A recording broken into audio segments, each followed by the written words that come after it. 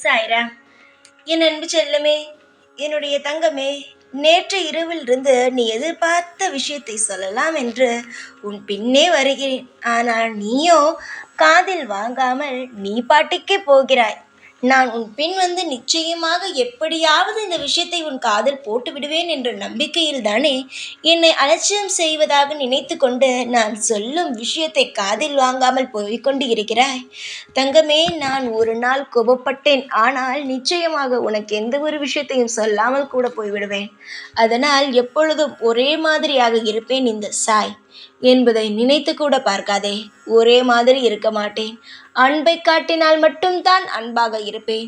உங்களுடைய வாழ்க்கையில் நீங்கள் மற்ற மனிதர்களிடம் காட்டும் அதே குணத்தை எங்களிடம் காட்டினீர்கள், ஆனால் நிச்சயமாக கோபத்தை தான் நீங்கள் பார்ப்பீர்கள். இதை நான் உன்னை பயமுறுத்துவதற்காக சொல்லவில்லை. தெய்வத்தை நீங்கள் எப்படி மதிக்கிறீர்களோ அந்த விதத்தில் நீங்கள் மதித்தால் மட்டும்தான் தெய்வமாகி நாங்கள் உங்களுடன் இருப்போம். ஆனால் மனிதர்களை மதிப்பது போல உங்களுக்கு தேவைப்படும் பொழுது எங்களிடமிருந்து எல்லாவற்றையும் எடுத்துக்கொண்டு தேவையில்லாத பொழுது நாங்கள் ஒரு விஷயத்தை சொல்ல வந்தால் காதில் வாங்காமல் போனீர்களானால் நிச்சயமாக அடுத்த முறை நீங்கள் கூப்பிட்டால் கூட நாங்கள் வரமாட்டோம். இது மட்டும்தான் உண்மை. புரிகிறதா? இப்பொழுது ஒரு முக்கியமான விஷயத்தை தான் சொல்ல வந்துள்ளேன். அதுவும் உன் வாழ்க்கைக்கு சம்பந்தமான விஷயத்தை தான் சொல்ல வந்துள்ளேன். அதனால் முழுமையாக கேளுங்கள் என்னுடைய பிள்ளைகளா. உங்களுடைய வாழ்க்கையில் நீங்கள் நிறைய பேருக்கு நல்லதை செய்து இருக்கிறீர்கள். சொல்ல போனால் உங்களுடைய உறவுகளுக்கெல்லாம் வீட்டுக்கு வந்தால் நல்ல மரியாதை, நல்ல உபசரணம் எல்லாம் செய்தீர்கள். ஆனால் அவர்கள் வீட்டிற்கு போகும் பொழுது உங்களுக்கு அதுபோல எந்த ஒரு விஷயமும் நடக்காது. அலட்சியம் மட்டும்தான் நடக்கும். நீ சொல்வாய், உன் வீட்டிற்கு உன் உறவுகள் வந்தால் நீங்கள் எந்த வேலையும் செய்யாதீர்கள். நான் எங்கள் வீட்டுக்கு வந்திருக்கிறீர்கள், நான் உங்களை உட்கார வைத்து சாப்பாடு போடுவேன், உங்களை பார்த்து கொள்வேன் என்று. ஆனால் அவர்கள் வீட்டுக்கு நீ போகும் பொழுது அவர்களிடம் வீட்டில் இருக்கும் எல்லா வேலையையும் உன்னைத்தான் பார்க்க விடுவார்கள்.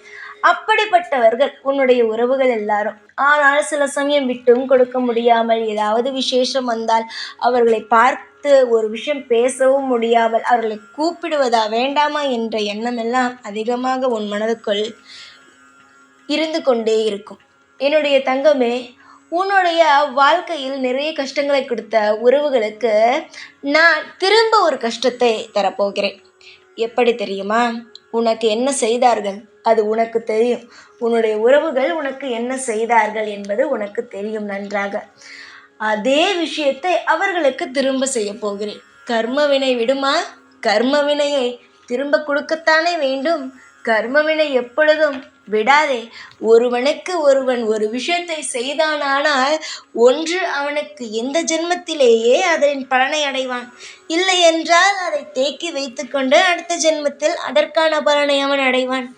இப்பொழுது உன்னுடைய வாழ்க்கையில் உனக்கு செய்த துரோகத்திற்கெல்லாம் உன்னுடைய உறவுகள் நிச்சயமாகவே அவதிப்பட போகிறது.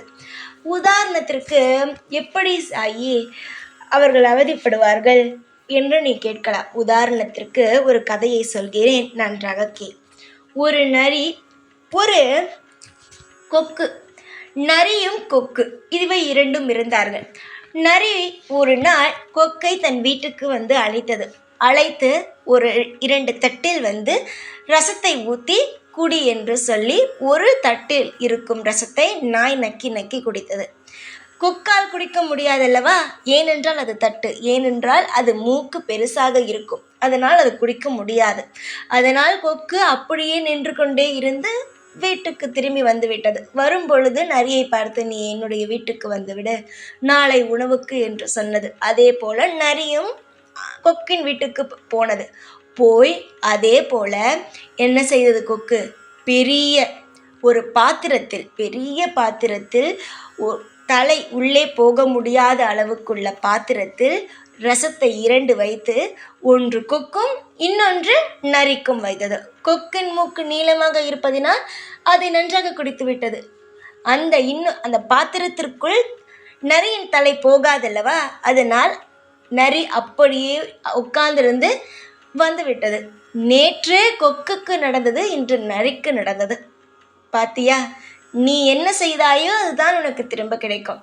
தன்னுடைய கர்மவினை எப்பொழுதும் விடாது. அதுபோல உன்னை வீட்டுக்கு கூப்பிட்டு சில நபர்கள் உன்னை அசிங்கப்படுத்தினார்கள். காரணம் உன்னிடம் வசதி இல்லை என்பதற்காக. அதே மாதிரியான விஷயம் உன்னுடைய உறவினர் வீட்டில் இருக்கும் ஒருவருக்கு நடக்கப் போகிறது. அவரிடம் இருக்கும் சொத்து சொத்து என்று ஆடினான் பத்தியா, அந்த சொத்தை நான் எடுத்துவிட்டு வாழ்க்கை என்றால் என்னவென்பதை நான் காமிக்கப் போகிறேன். மற்றவன் வீட்டுக்கு போனால் எப்படி நடந்து கொள்ள வேண்டும், பணத்தை வைத்து ஒருவனை எப்பொழுதும் தீர்மானிக்க கூடாது, அவனை பணத்தை வைத்து எப்பொழுதும் ஒருவனை நல்லபடியாகவோ சரி, எந்த ஒரு விஷயம் கெட்ட விஷயமாகவும் சரி அவனை பார்க்கக்கூடாது என்பதை உணர்த்தவே நான் ஒரு விஷயம் செய்ய போகிறேன். உன்னுடைய உறவினர் வீட்டு உன்னுடைய உறவினர்களிலேயே நீ மட்டும் வித்தியாசம். நீ எப்பொழுதும் பணம் இருக்கிறதோ இல்லையோ எல்லோரையும் ஒரே மாதிரி தான் பார்ப்பாய். ஆனால் உன்னுடைய உறவுகள் எல்லாம் பணம் இருந்தால்தான் பேசுவார்கள். பணம் இல்லை என்றால் பேச்சை கூட நிறுத்தி விடுவார்கள். பணம் இல்லையா, இவள் நம்மிடம் வந்து ஏதாவது கேட்டு விடுவாளோ என்ற ஒரு பயத்திலேயே அவர்கள் நிப்பாட்டி விட்டு ஓடுவார்கள். சரிதானே தங்கமே நான் சொல்வது? உன்னை பார்த்தும் அப்படித்தானே செய்தார்கள். ஆனால் அவனுக்கு தன்னுடைய கர்மவினை வேலை செய்யும் நேரம் வந்துவிட்டது. நேற்று அவன் உன்னை இதை செய்தான், நாளை அவன் வாழ்க்கையில் அப்படி ஒரு விஷயம் நடக்கப் போகிறது. அவன் எல்லா விஷயத்தையும் இழந்து அவன் வாழ்க்கையில் அவன் ஒரு வீட்டுக்கு செல்லும் பொழுது அவனுக்கான மரியாதை இல்லாமல் நான் ஆக்குவேன்.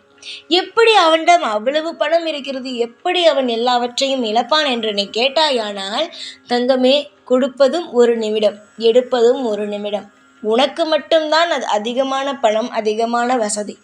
கொடுப்பதும் எடுப்பதும் என் கையில் இருப்பதினால் எது வேண்டுமானாலும் நான் செய்வேன். கொடுக்கவும் செய்வேன், எடுக்கவும் செய்வேன். ஒரு உயிர் இருக்கிறது, அந்த உயிர் நல்ல திடகாத்திரமாக இருக்கிறது, திடீரென்று போகிறது. அதற்கு காரணம் என்ன? எல்லாமே நான் தான். ஒரு சொடக்கு போடும் நேரத்தில் எல்லாவற்றையும் மாற்றுவேன். இப்பொழுது நீ கஷ்டப்பட்டு கொண்டு இருக்கிறாய், இந்த நிமிஷத்தில் நான் நினைத்தால் நான் மாற்றுகிறேன், நிச்சயமாக மாற்றுகிறேன். உன்னுடைய வாழ்க்கையில் நீ எவ்வளவு வலியை அனுபவித்தாய் என்பதை உன்னுடைய எதிரி, அதாவது உன்னுடைய உறவானவன் புரிந்து கொள்ள வேண்டும். உன்னை எவ்வளவு இடத்தில் அசிங்கப்படுத்தியிருக்கிறான். ஒரு உணவு போகும் இடத்திற்கு ஏதாவது ஒரு விஷயத்தை கேட்டால் கூட, நீ இதெல்லாம் சாப்பிடுவாயா, நீ இதெல்லாம் தனியாக போனால் இதெல்லாம் செய்வாயா, உனக்கு அவ்வளவு பணம் இருக்கிறதா என்று நேரடியாகவே உன்னை பார்த்து கேட்பான். அதுபோல் ஏதாவது ஒரு பொருள் நீ கடைக்கு வாங்க போனால் அவனுடன் நீ போகும் பொழுது, இதெல்லாம் உனக்கு தேவையா, உன்னிடமே காசு இல்லை, எதற்காக இவ்வளவு செலவு செய்கிறாய் என்று கேட்பான். இதுபோல் அவனிடம் காசு இருக்கிறது என்பதற்காக மற்றவன் எதுவுமே செய்து கொள்ளக்கூடாது. அவன் மட்டும்தான் எல்லாவற்றையும் அனுபவிக்க வேண்டும் என்ற ஒரு அகந்தை, ஒரு திமிரு, பணம் இருக்கிறது என்ற திமிரு. ஆனால் பார், நேற்று உனக்கு என்னென்ன விஷயங்களை எல்லாம் செய்தானோ, என்னென்ன திமிருகளை எல்லாம் உன்னிடம் காட்டினானோ, அதே போல இன்னொருவன் அவனுக்கு காட்டும் நேரம் வந்துவிட்டது. அவன் நிறைய விஷயத்தை தொலைக்கும் நேரம் வந்துவிட்டது. இனிமேல் நீ எதை நினைத்தும் கவலைப்படாதே. உடனடியாக தண்டனை தான் எல்லோருக்கும் நான் கொடுக்க போகிறேன்.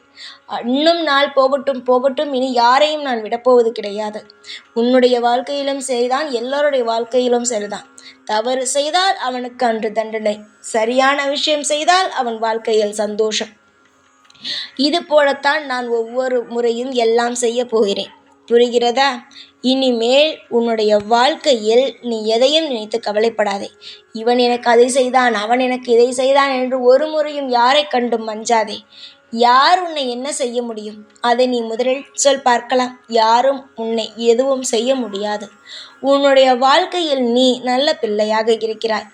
உன்னுடைய வாழ்வில் நீ எதை தொலைத்துவிட்டு நிற்கிறாய்? நிம்மதி, சந்தோஷம், பணம், இது எல்லாம் நீ இழந்து தவிக்கிறாய். எதுவுமே உன்னிடம் இல்லாமல் நிற்கிறாய். இனிமேல் உன் வாழ்வில் எல்லாம் இருக்கும். ஆனால் ஒன்று, இன்று என்னை அலட்சியம் செய்தது போல யாரையும் எப்பொழுதும் அலட்சியம் செய்யக்கூடாது. எப்பேற்பட்ட பணமோ பதவியோ உனக்கு வந்தாலும் இப்பொழுது நீ எவ்வளவு தன்மையோடு எவ்வளவு மரியாதையோடு இருக்கிறாயோ அதே போலத்தான் இருக்க வேண்டும். நான் ஏதாவது சொல்ல வந்தால் சற்று பார், சற்று காது கொடுத்து கேள். எதுவும் தவறாகாது. நம்பிக்கையோடு இருங்கள். உங்கள் வாழ்க்கையில் எல்லாம் அமோகமாகவே நடக்கும். சந்தோஷமாக இருங்கள். இனி உங்கள் வாழ்வில் நானே பொறுப்பு அனைத்திற்கும். தைரியத்தோடு இருந்தால் எல்லாவற்றையும் சுலபமாக உன்னால் சந்தித்து அதிலிருந்து வெளிவர முடியும். தைரியத்தை மட்டும் ஒரு நாளும் இழந்து விடாதீர்கள். எப்பொழுதும் இந்த சாய் உங்களுடனேயே இருப்பேன். ஓம் சாய்ராம்.